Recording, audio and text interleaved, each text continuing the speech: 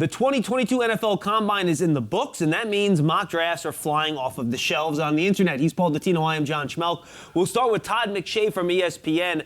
And Paul, he's one of the best draft experts out there. Giants at number 5, Travon Walker. Number 7, Garrett Wilson, Ohio State, a wide receiver. Quickly on Walker, a defensive lineman. Some project him to be an edge rusher. Blew up the Combine. 4.5 140-yard dash, 35.5-inch arms, and he ran a 6.893 3-cone drill, which is really impressive for a guy that's over 270 pounds. Yeah, well, the Combine giving him an awful lot of boost, John, as you mentioned, because when you looked at his career, only a one-year starter at Georgia, played at about 6'4", 275-ish, as you mentioned. But here's the thing, only 6 career sacks. So even though he is known as a guy who can get upfield and do damage, probably as a 4-3 defensive end or as a 4-3 defensive tackle, in my book, doesn't have a lot of horizontal pursuit and doesn't shed all that well. He's going to need to work on his technique at the NFL level. And then Garrett Wilson, everyone was surprised he ran a 4.38. People thought he was going to run in the 4.5s. He actually ran faster than his teammate Chris Olave, who most people considered the speedster from that group. That is true, John, although across the board, we're talking about a very high skill level receiver. Wilson might be top 3 receivers in this draft, John. He might be number 1. Maybe by some folks, but you know, when you look at him, you say, wow, he can go get the ball. He can play any of the 3 receiver positions. He's got really good speed. But the one thing that bothers me a little bit is a little bit on his run blocking. He's not physical enough. He's not strong enough. He's going to have to mature physically in the NFL because there are blocking responsibilities and there are defensive backs who are going to contest catches for him. So, Paul, let's go to our next mock draft. We'll go to NFL.com. That is Lance Zierlein. He is a Giant selecting 2 players at 5 and 7.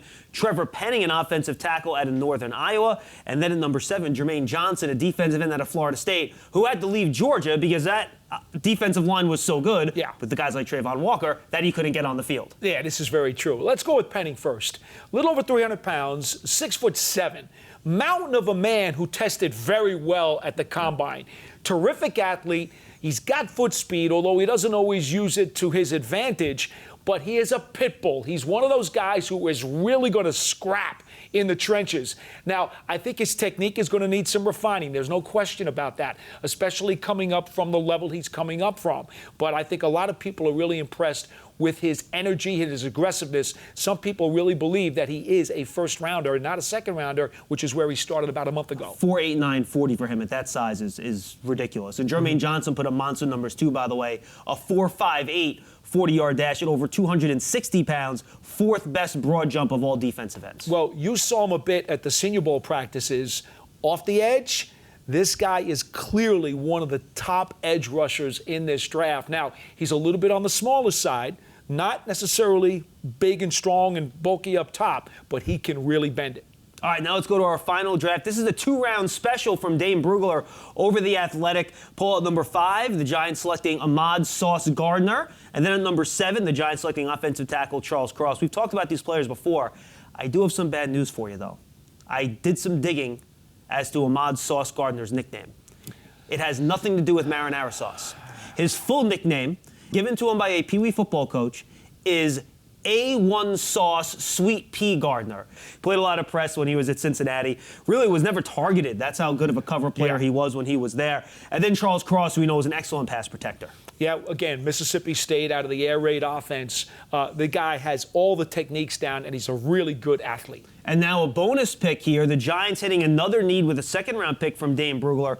Boye Mafe, who's a defensive end / outside linebacker out of Minnesota, had a good Senior Bowl, tested extremely well at the Combine, very athletic. And Paul, what we're going to see, this is an extremely deep edge rusher class. You're going to be able to get an edge rusher in the 1st round, in the 2nd round, probably even the 3rd round. That's how many guys there are at that position. So the Giants will have to keep that in mind when they decide what positions they want to try to attack in what rounds. He was the successor to Carter Coughlin as the edge rusher out there with the Minnesota program. No question about it. That's our look at the most recent mock drafts. For Paul Dottino, I'm John Schmeelk. We'll see you next time.